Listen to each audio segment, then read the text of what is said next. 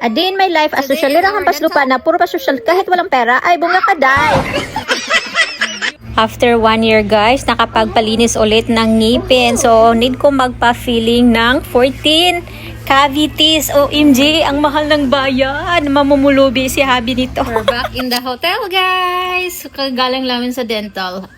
We went there 8 a.m. Kaka-away lang namin ngayon, 12:30. Oh, OMG. Tapos nag-lunch na kami, oh. Late lunch. We have KFC. Grabe.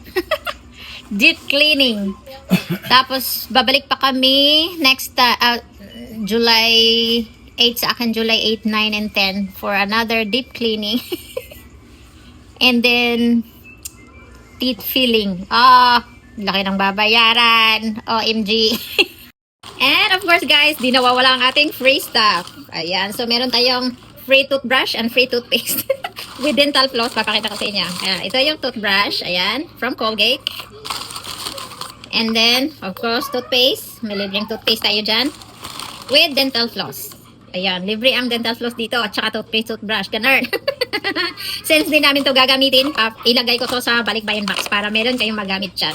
O, so, tatlong free. Kasi ako, si Shay Shay, saka si Chacha, dental cleaning. Pero si Charles mamaya-maya pa yon kasi alas 3 pa yung appointment niya kasi hindi na nila ma-occupy yung hour namin kasi na-occupy na the whole morning. So ayun, so babalik si Charles mamaya 3 p.m. Kaya relax muna kami dito with the kids habang kumakain si Astra ng lunch. Ayan, kumakain siya ng KFC chicken.